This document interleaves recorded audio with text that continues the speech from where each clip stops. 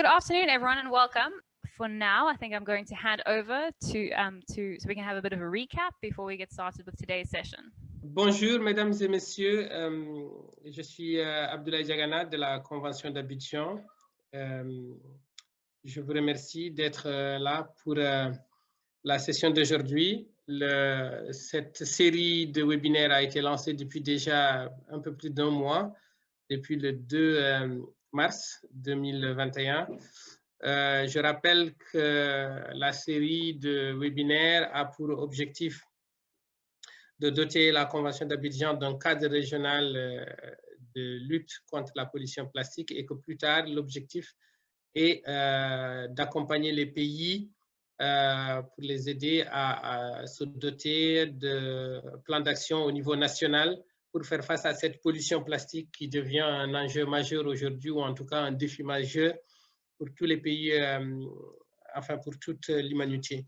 Et naturellement, le processus qui est engagé au niveau international pour qu'il y ait un instrument juridiquement contraignant ou un traité juridiquement contraignant de lutte contre la pollution plastique concerne aussi et engage les pays de la région de la Convention d'Abidjan. Et nous sommes heureux de conduire cette activité-là avec certains partenaires, dont l'African Marine Waste Network, qui est un projet de Sustainable Seas Trust, et que nous remercions vraiment d'avoir accepté d'accompagner la Convention d'Abidjan dans ce processus-là.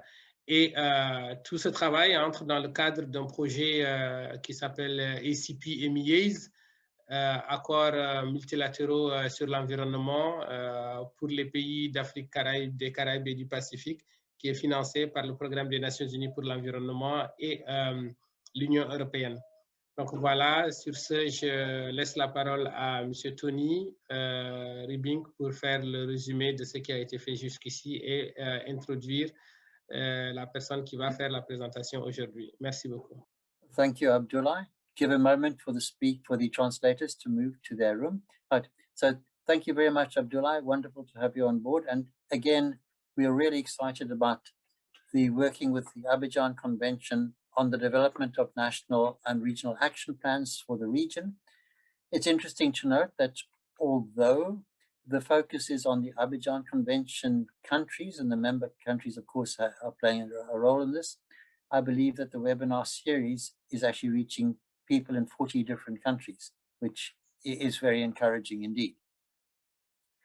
Up until now, we've had a series of talks which began with the introduction to the situation, provided the state of knowledge as to where we are, and while there is a huge need to develop national and regional action plans, not simply because the United Nations Environmental Assembly called for them, but because the countries themselves actually need them. So that was followed by a look at the plastics themselves, the plastic chemistry, the production, manufacturing, conversion, etc., and then recycling at aspects that related to the finances and economics, including the extended producer responsibilities and the way forwards. And this is really important because decisions by decision makers in countries are usually guided by economic considerations, not simply environmental and health considerations.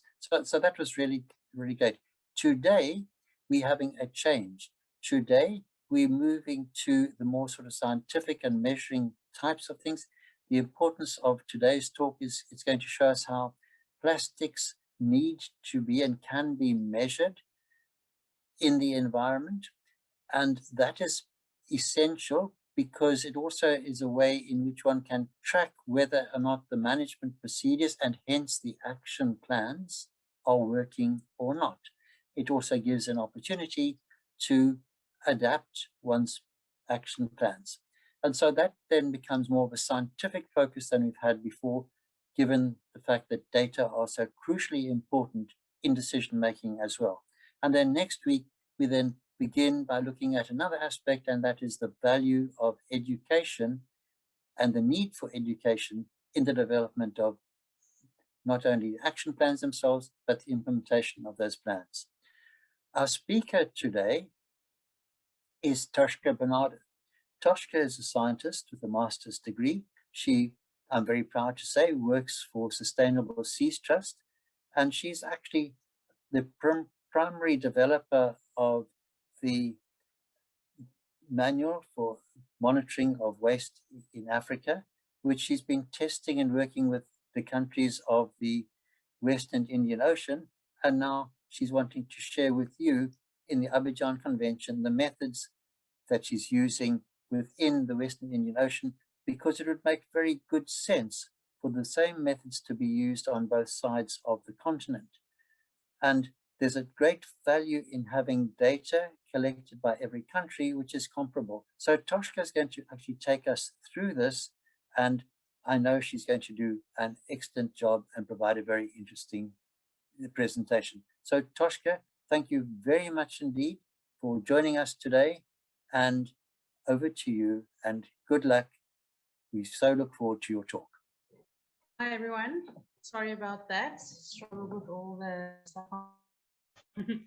Thank you so much for joining. I'll be talking about measuring and monitoring plastic waste and how that applies to adaptive management. To just Abidjan Convention countries for regional monitoring programs. So we've been through this a bunch of times already, but I just need to bring us waste. A big problem, and plastic waste is a major part of that. It's a total of 2 tons of municipal waste was generated in coastal and island countries globally in 2010. Of 100 million tons is plastic waste. Of that waste, third, or 32 million tons of plastic waste, is estimated to be mismanaged. So a large proportion of this has the potential to end up in the environment as litter. And then it's estimated that 0.52 million tons of plastic enters the ocean annually, every year, annually. Just for centuries removed or broken down into microplastics.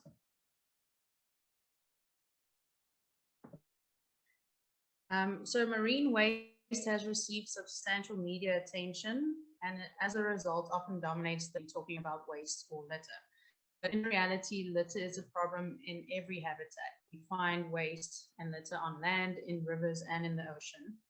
And waste may be transported across land into ocean water systems, where it may then enter a pathway into the ocean. To effectively reduce the ocean, it needs to be cut off at the source on land. Once again, something I'm sure you're all aware of, there are various negative impacts of plastic waste and waste in general. These are ecological, economic, social, and health impacts. Some ecological impacts include entanglement of animals, ingestion, habitat destruction, and introduction of invasive species. Economic impacts include the loss of ecosystem services, devaluing, loss of tourism, and cost of litter removal initiatives. Then we also have social repercussions, which include a reduction of the aesthetic value of the environment, and it can also cause negative psychological. And in this causes flooding, or more severe flooding. And then also when these drains are clogged with litter, pools of stagnant water forms, and this becomes a breeding ground for mosquitoes that carry malaria and spreads malaria. So these also become a health impact, or negative influence on human health. And then we also have other dangerous waste, like medical waste, that are dangerous to humans, and then also harmful chemicals leaching from litter can also have negative impacts on human health.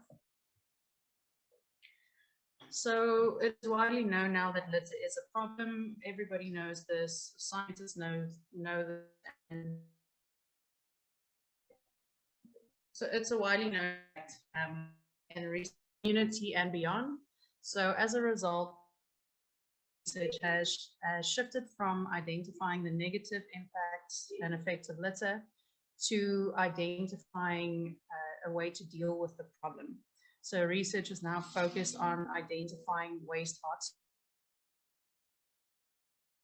where we find most litter, identifying important sources of litter and pathways of litter, and then also to monitor litter in the long term in order to know whether litter loads are changing in response to litter reduction measures. So most major cities in Africa are already generating significant amounts of waste, of which a large portion is mismanaged. 5 African countries are in the top 20 polluting countries in the world. These are Egypt, South Africa, Algeria, Morocco, and Nigeria. And the population of Africa is rapidly increasing, with population growth exceeding that of any other continent. So with rapid population growth, high urbanization rates, rapid economic development, and an increased per capita consumption of product, the per capita waste generation in Africa is expected to double from 0.6 kilograms of waste per person per day to 1.1 kilograms of waste per person per day in 2050. So this is expected to lead to an overwhelming increase in waste if litter collection and management systems are not geared to cope with these changing circumstances. In efforts to combat the waste crisis, many African countries have become signatories to various international treaties regarding the regulation and reduction of marine litter. These include the UN 2030 Agenda for Sustainable Development and MARPOL. And the 2 main treaties governing the African seas are the Bujan Convention and Nairobi Convention. So these are great initiatives, but despite the good intentions, effective management is hindered by the lack of waste data in Africa. Currently, waste estimates in Africa are based off presumed correlations with population size, demographic patterns, and socioeconomic information.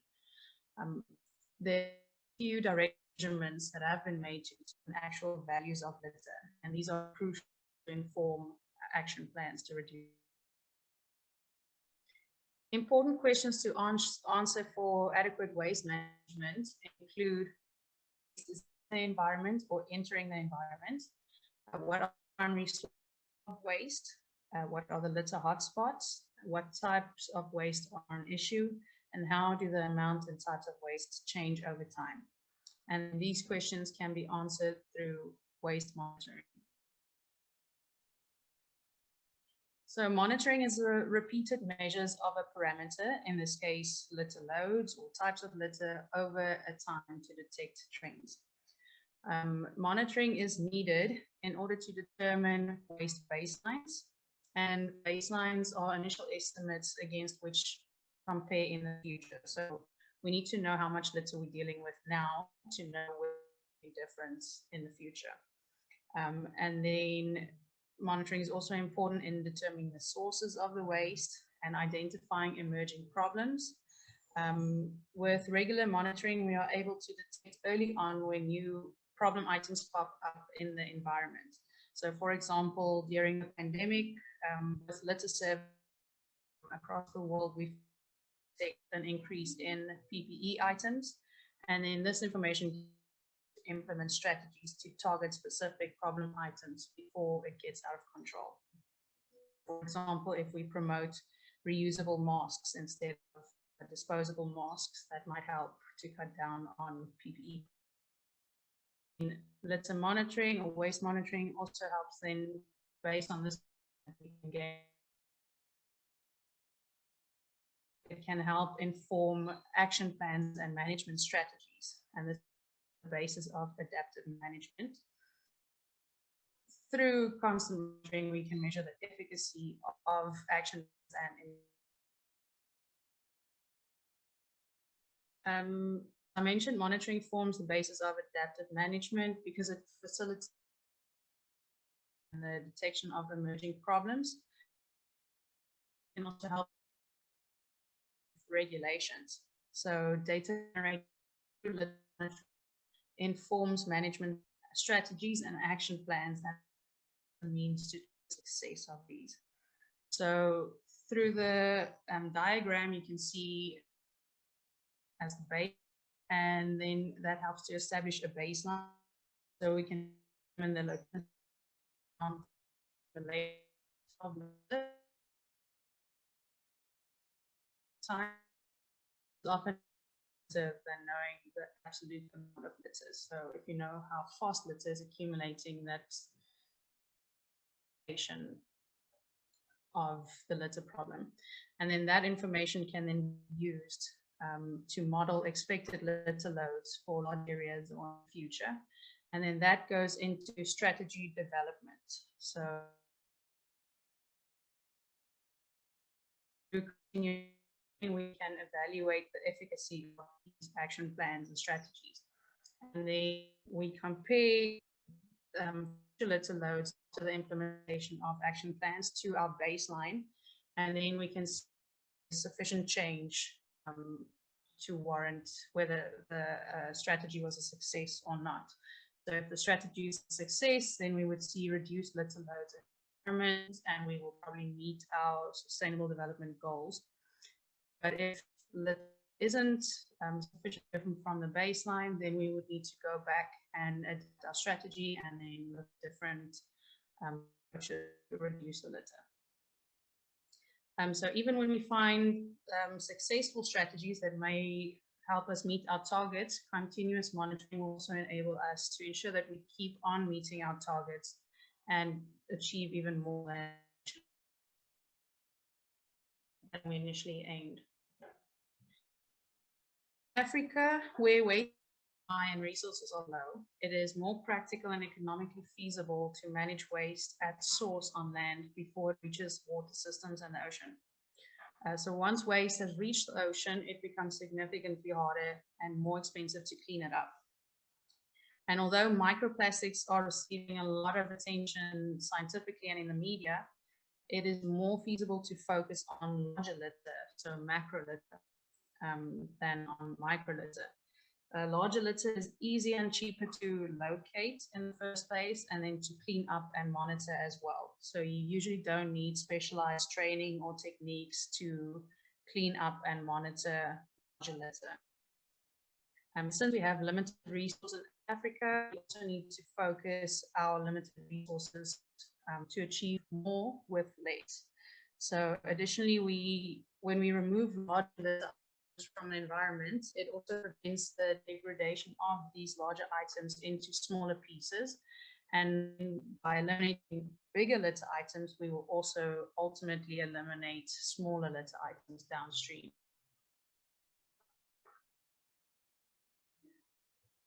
So some considerations for waste monitoring in Africa are that standardized methods are needed to be able to do waste monitoring on a and global scale. This will be important to monitor global trends in waste, develop regional and global strategies. Because resources are limited and is large, waste monitoring in Africa may not always be performed by well-funded academic institutions. Surveys may therefore have various levels of education and prior training. This is something that we do need to consider when we think about how we want to monitor waste. And then monitoring methods can therefore not be too complicated or expensive, as it needs to be able to be conducted on a large scale for maximum impact. So with limited resources and huge problem, it is more urgent to conduct reliable monitoring on a large scale, but with less detail, than it is to conduct complicated details that you a lot. So this is where the African Litter Monitoring Manual comes in. The main aim of the manual is to provide standardized methods for litter monitoring in various habitats in Africa. So this manual was published last year by these trusts at Marine Waste Network, and it can be followed by surveys with various levels of education and training. So pretty simple to follow with step-by-step instructions and protocols. And it also allows flexibility in the methods to aid surveyors with different amounts of resources available to them. So while some institutions might have a lot of money and a lot of surveyors at their disposal. Others might only have 1 or 2 people doing their surveys. So we need to consider things like that when we So the monitoring protocols that are provided in the manual for waste monitoring include monitoring in various habitats. So these include macro litter monitoring shorelines on beaches and mesolitter monitoring along shorelines where you have to sieve sand for smaller plastic and other litter. And then we also have protocols for and litter monitoring in mangroves. And then there are protocols for litter monitoring in rivers and estuaries. And then we have on land as well. The African Marine Manual are various illustrations and photos to aid in explaining the protocols. So we try to make it as simple as possible so that untrained people can also use the manual. So we have step-by-step instructions and manual what's it for. And we also take into account that users of the manual might have different first languages. So our second edition to also translate the manual into Portuguese, Swahili, and French. So the protocols are divided in the manual into a gold, silver, and bronze standard to accommodate different stakeholders with different amounts of resources available to them. So for example, citizen scientists will likely not have the capacity to conduct detailed surveys over long periods. So the manual ensures that the protocols are flexible while ensuring the integrity and comparability of results. And you will also take into account the pollution level of your sites. So if you have a very dirty site, you're not able to do very detailed studies over a large area. So then you would also have to adapt. So we are currently busy working on a second edition of the manual, as I mentioned. That is due for publication in 2023. And for the second edition, we are updating some of the old chapters and we are adding new chapters. So new chapters that we are currently looking at litter booms in rivers as well, amongst others. And reviewers from Africa. And we specifically want to involve authors and reviewers from where this manual was very focused on East Africa partners. So things to note when choosing appropriate monitoring methods are that various methods are available to monitor waste, but the suitability and feasibility of the methods will depend on the research question at hand. And resources available to the surveyors are also important, and then also study site is also very important. So one method does not fit all, and we therefore cannot take all research questions into account when discussing monitoring methods. We then ongoing regional monitoring program, the WIOMSA Marine Litter Manual, discussed in the manual, answer questions to those posed in the WIOMSA Marine Litter Monitoring Program. So just to give you a little bit of background about in East Africa at the moment is, so the program was started by WIOMSA in 2019. And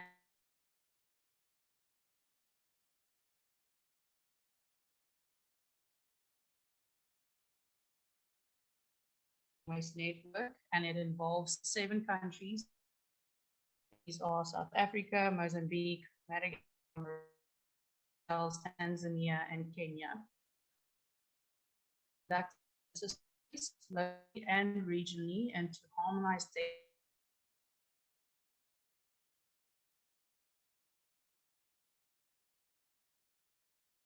area. and hopefully we can get a similar project running. The goal of the program is as the sea and plastic on land as well. And the objectives are to determine current litter baselines, to identify litter, and to use that information then to guide litter reduction measures, and to monitor changes in litter load over time. And then with that information, we can judge the efficacy of action plans and so in addition to working towards their local goals, the partners of the monitoring program have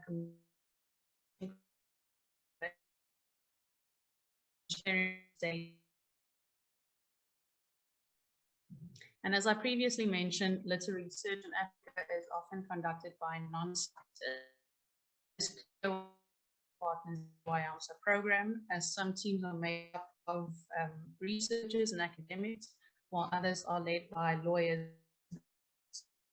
Regardless of our background, we all share a passion for the environment, and we have a shared goal of having a cleaner planet. So from April 2019, this year, the partners of the Marine Litter Monitoring Program have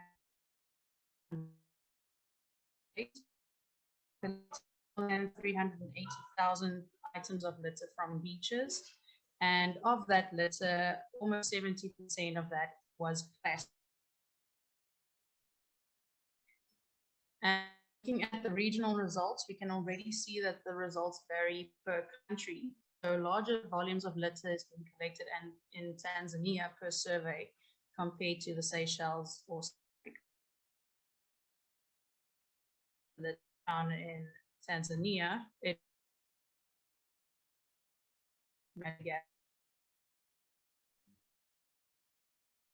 So just the types of data that we get from litter. And this is some preliminary results from our surveys in Port Elizabeth, South Africa. We have conducted 6 surveys at 2 sites, so that's 12 surveys in total. From those, we collected over 27,000 items of litter on beaches, and these items weigh over 230 kilograms. And per day, per 100 meters of beach, we collect 26 items of litter every day. So that's the accumulation rates of litter. And then of the litter found on the beaches, almost all litter was local origin, produced, manufactured, and then presumably littered. So that shows us that local interventions are warranted to use marine litter. And the most common item we found was food packaging. And then when we're looking at the litter composition, we see that the majority of our litter is plastic and foam, so polystyrene and styrofoam. And then 13% is fishing gear, and then glass and hygiene objects also make up a substantial portion of the litter we find. An important output of the WIOMSA Marine Litter Monitoring Program is academic publications. So various papers have already been published from the work done as part of this program. You will see that Kenya specifically have been very productive with their publishing. They've published another paper since I made this presentation. And then 2 other countries currently have articles in review as well. And then we also recently submitted our pollution bulletin. So we are waiting to get is to publish a regional publication comparing results between the 7 countries. And then this will help guide regional waste management strategies. So the benefits of a regional monitoring program is that firstly, litter can be transported over international borders. So wind can blow litter over 20 kilometers, and ocean currents can transport litter over 3,000 kilometers from the source. So it means that litter is an international problem with shared responsibilities. And then we know that regional and global strategies are often more impactful than local interventions. So regional programs that compare regional data are therefore essential to help guide regional and global action plans. So if you want to follow the project further, we do have a web page that's on the SST website specifically for this project. We also have a web page for individual country, and you can see some basic results from country as well. And you can get an introduction to their team and their local goals. And we also publish quarterly newsletters, and that has some of the latest results and news from each country. So in conclusion, we know that Africa has a waste problem and that it will likely only get worse in the future. And we need effective action plans to combat this issue. And numerical data are very important for comparability on a regional scale. And in order to compare results, we need standardized methods. And these need to be simple and relatively cheap as well. And then, so regional also help guide regional plans. Thank you so much. Thank you so much, Toshka. It's wonderful to hear all the work that's happening with the monitoring. We're just going to make a slight adjustment to Toshka's internet, just so we, I think part of it may have cut out there slightly, but we're just going to make a quick solution there. In the meantime, we have had some questions come through in the Q&A box. We encourage you all to please send through any questions or comments that you might have in that box, and we will address them now during the Q&A session. So the first question that we have here is it possible to fight effectively against plastic if it's not possible to control the entire country? The entry in the countries. Yeah, I think it's hard to, from a local point of view, to fight plastic coming into your country from other countries, which is why regional action plans are the way to go instead of local action plans. So hopefully on a regional scale, we're hoping to make a difference then, and then that will bring a difference across the entire region as opposed to a single country fighting other countries' problems. So thank you, Toshka. Anyone else, please feel free to send through your questions, either in the Q&A box or in the chat. I see we have another one here from Dostane that says, do you find litter is seasonal, for example, more over holiday times due to tourists and weather related, such as due to rivers flooding in Durban, for example? So yes, in South Africa specifically, and I've also seen some photos and videos from Tanzania when they have flooding in the major rivers, that definitely has an impact on litter loads on beaches specifically. And I know that's an issue in South Africa as well, but here in Port Elizabeth, we don't really have big rivers. So we have the Swartkops River, which also sporadically releases a lot of litter when there was high rains, but that hasn't occurred during our monitoring sessions yet. So we haven't found weather-related patterns at the moment in Port Elizabeth, but we do find some seasonal patterns. So especially at open access beaches that are popular with tourists, we do find more litter on the dry sand. So we know that that litter is not washing up from the ocean, so it's likely littered by beachgoers. So we do find that kinds of patterns, and that also points to the sources of litter. Thank you, Toshka. There's another question that says, why is the plastic industry not forced at international level to set up systems to reach circularity in their sector? I think that's a very complicated answer. Toshka, I don't know if you want to comment at all on that. I don't know if I'm in a position to comment on this one. Perhaps Doe or Tony would like to comment here.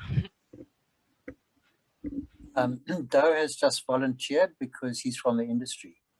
Okay, cool. No, I think it's a fair question, but it's also an unfair question. Is as the plastic industry globally, we've got the Global Plastic Alliance, and you can look at it on the website marinelittersolutions.com. What is happening on a global level? And of course, we've got the ad hoc expert group on plastics and marine plastics that are working closely with UNEA funding to try to find the best solutions. In Southern Africa, we've got the extended producer responsibility that's coming in effect 5th of May, final date in November, where the packaging industry are going to if you're a producer, you're going to have to pay. There's going to be a fee that you pay. It's not voluntary. And that funding will be used on setups like recycling, look at circular economy. Actually, circular economy is nothing really new in South Africa. We've been doing it with our recycling industry forever.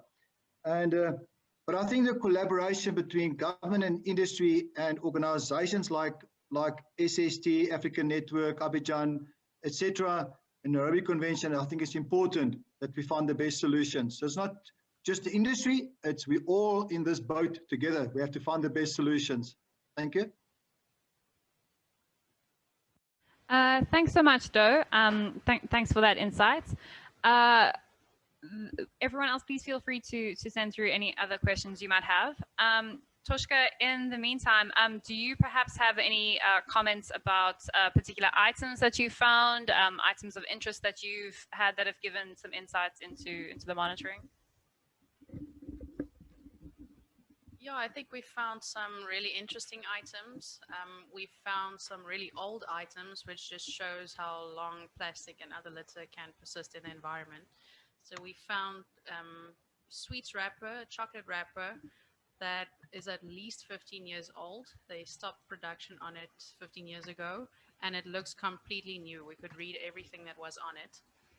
It was even printed in Afrikaans as well, so people from South Africa would know we don't really print in Afrikaans anymore, at least for the last 30 years or so. And then we also find some old metal from shipwrecks, we're assuming, which is also always interesting. And then we found an aluminium toothpaste tube that, based on our extensive research and detective work, we estimate that it's about 50 years old. So it was a bit more torn up because we found it on a rocky shore, but you can still read everything that's on it as well. So it was pretty interesting to see how long these things can persist in the environment and then look completely new.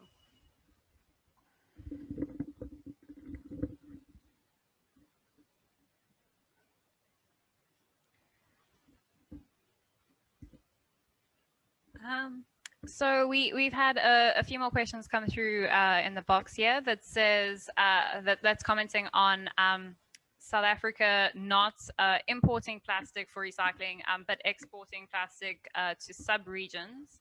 I'm not sure if anyone has a comment on that, but part of the goal of these workshops is to look at what different countries can do in terms of importing plastic for recycling to make it more economically viable and help with economies of scale.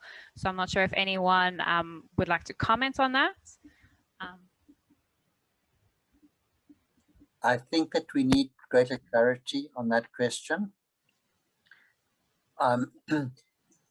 Every country, to some extent, imports plastics, and through a country like South Africa to landlocked countries, if they have actually, the plastics might flow through South Africa to landlocked countries. I'm not sure how this also ties in with monitoring. So if we could get greater clarity on quite what he's talking about, that would be really good.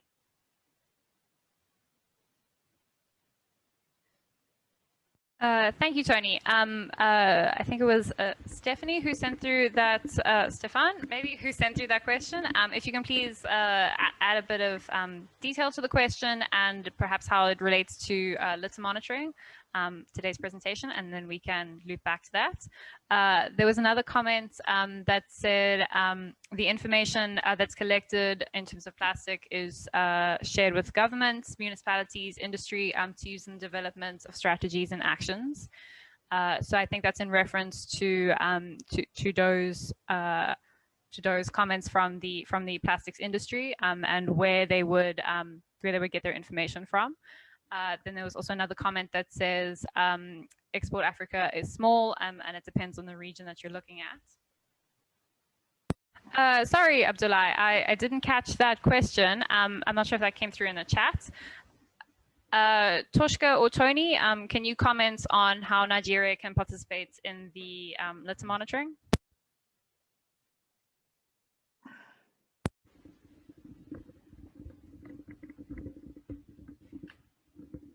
From my side, we are more than happy to help coordinate a monitoring program on the same scale that we're doing in East Africa and West Africa and beyond. So I don't know if Tony wants to take it further from there. Yeah. Well, firstly, I think that it is essential that different countries do monitor in the same way. And so not only are we very keen to have authors from the Abidjan Convention countries contributing to the next manual, but we would like very much to encourage countries in West Africa to be part of the program. Now, we as SST, or the African Marine Waste Network, don't undertake the activities within the countries, but what we rather do is, as in East Africa, we train the people who are chosen to work with us on how they can do it, and then we assist in terms of the monitoring. So basically, we'd like to put in place teams that belong to or come from those countries to actually undertake the work that is needed, and then we assist by coordinating, and when they have questions and so forth, we're quite happy to answer that. We also do we run updated, we update people in terms of courses, we share information, and it's been very interesting. We've learned that the different countries have got different problems and different approaches, and we need to be adaptable in making the changes, but at the same time, maintaining the scientific integrity. Because if you make a change and that actually results in a change in which the way data are collected, then you actually compromise the quality of the data. So we're having to retain the quality, but adapt. And we would expect that we might have similar sorts of issues within West African countries. So if, and we are already talking to Abdullah about this, but the essence is it would make sense to also work in West Africa. It would make sense to have the same systems operating on both sides of the continent so they become comparable, and we would be open certainly to run the educational programs or the training programs necessary. It needs to be coordinated, so I think we're a little way off that at the moment. The discussions are in the early stages, but Anthony, yes, we are open to that, and just bear with us for a while, but certainly it is a way forward.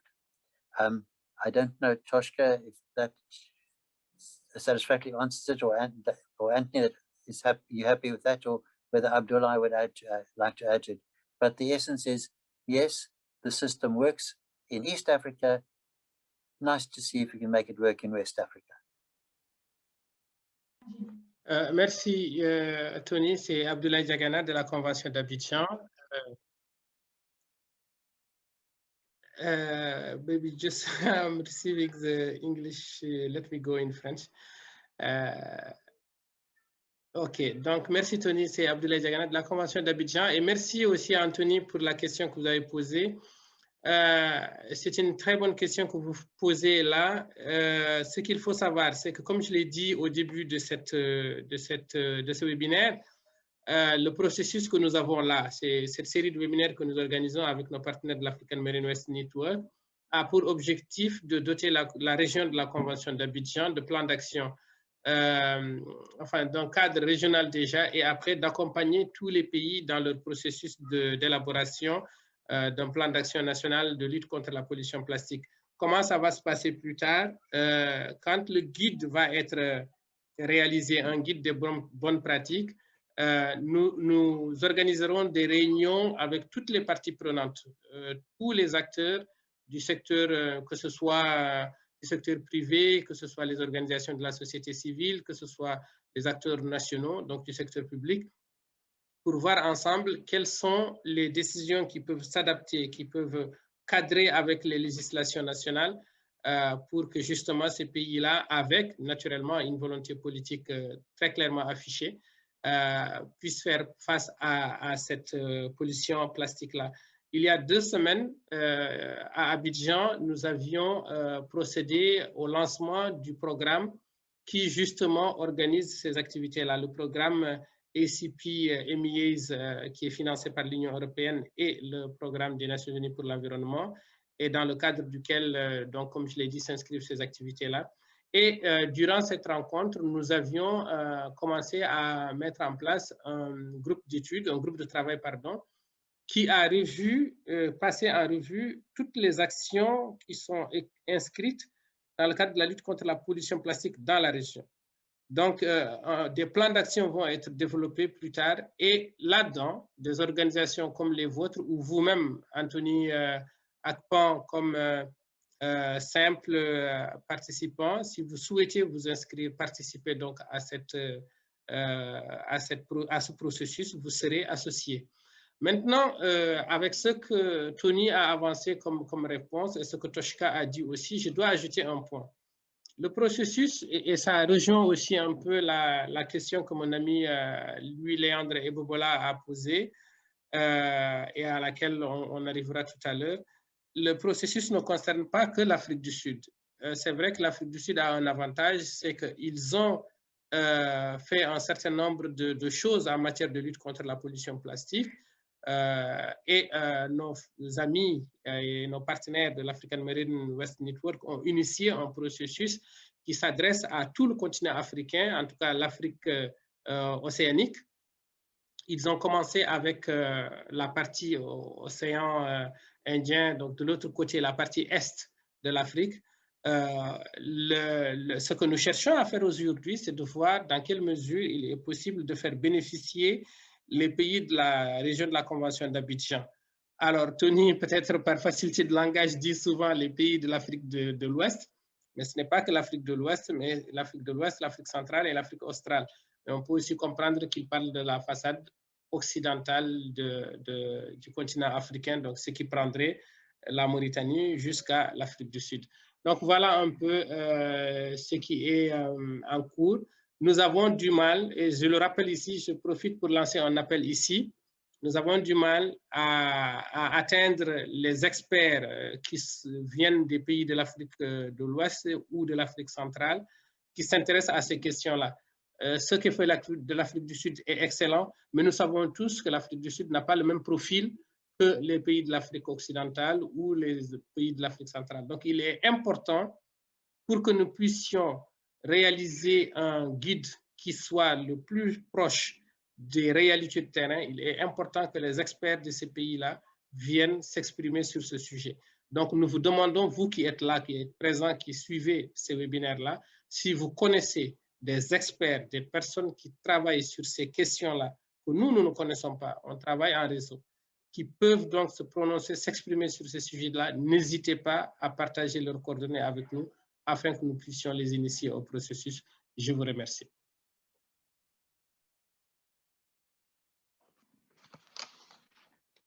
Thank you, Abdullah. That is absolutely perfect.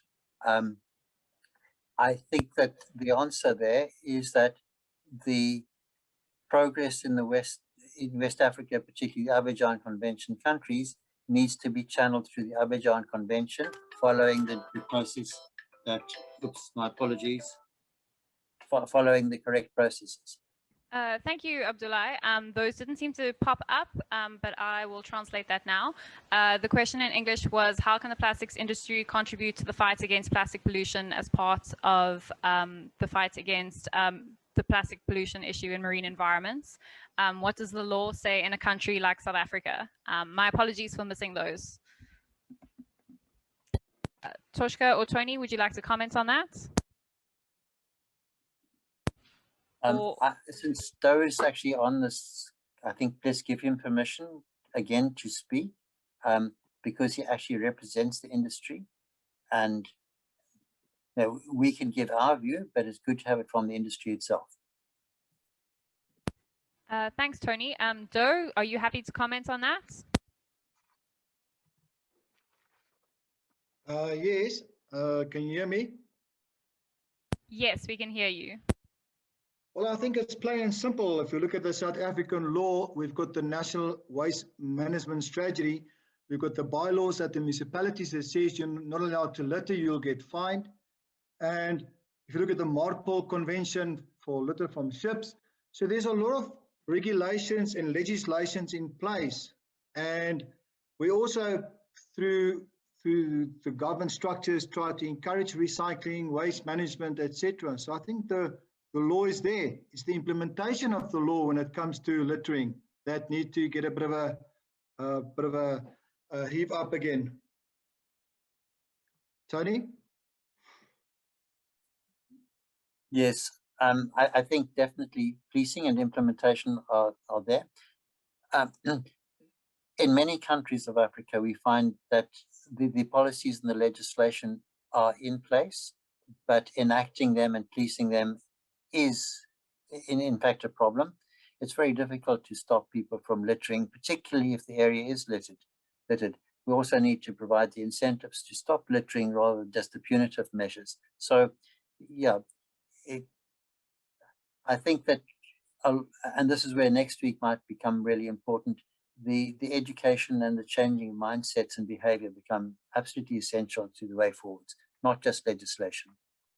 Thank you, Tony. I see there's another comment here in the chat box that's from someone in Lagos, Nigeria, that says, since plastic is a people's problem and people are still the solution, how do we empower people to be responsible with the use of plastic and take responsibility for solutions such as with the fight with the pandemic? I'm not sure if anyone would like to comment on that and how economic incentives can assist with such issues. To a very large extent, the answer lies in the development of enterprises that can actually deal with plastic. As soon as those enterprises are established and provided they have markets which are providing products that are valuable within the country or even outside of the country, it's not a bad thing to export them, then one finds that there are immediately incentives for people to gather plastics and not to, in fact, discard them or to litter, because if they're getting rewarded for the plastics, then it pays them to make sure that plastics go to those enterprises. The difficulties that we have at the moment in many parts of Africa is that very little goes into recycling and very little is transformed from the plastic waste to a marketable product. And so I would say a very high priority on the development of action plans is to develop enterprises at a scale which can actually be rolled out to wide areas of Africa that produce products that are marketable for ideally local markets, but then ultimately also some of them, not all, some of them could be also exported. So if one's developing, for example, extant furniture products from, say, compression molding or something like that, then those could be exported, but they can be used locally as well. There's also opportunities to use building materials as well as recycling plastics to other plastic, from one form of plastic to another. So those need to be explored, and they have actually been touched on in a variety of the previous talks, and they're going to form a very important component of the action plans and suggestions that are going to arise from the best practices that have been discussed in this series. And I think that what we are being able to do through the series is to develop the building blocks that would give the guide and assistant decision-making for action plans. This would have to be one of the high priorities. And then in terms of incentives, there are no real incentives unless they are profitable. It has to be worth people's while to do something. And while we can, as we indicated a little bit earlier on in discussion, while there can be punitive measures to stop people from polluting and this sort of thing, the best way forward is to provide those incentives. And a real advantage of those sorts of incentives, if we can get it right, is that they provide jobs, they provide enterprises, they take the litter off the streets, they take the litter from the municipal areas, from the recreational areas. So developing those economic enterprises and incentives are, I think, key to the way forward. And this comes from a biologist who doesn't know very much about economics at all. Thank you so much. Sorry, Abdoulaye, go ahead. Pardon, merci Tara, merci Tony et ceux qui sont intervenus sur cette question. C'est vrai que quand on parle de cette question de la lutte contre la pollution plastique, il y a toujours on va dire certaines parties prenantes dont la présence est indispensable. Chez l'industrie du plastique, c'est vrai, mais ce sont aussi certains partenaires du secteur privé comme sans citer de nom, on va dire une grosse multinationale qui produit du soda dans des bouteilles plastiques. Je sais qu'il avait été question à certains temps, il y en a d'ailleurs certaines entreprises qui donnent des subventions ou qui donnent des aides pour initier des activités de lutte contre la pollution plastique. Il y a toujours une position très difficile, un équilibre très difficile à trouver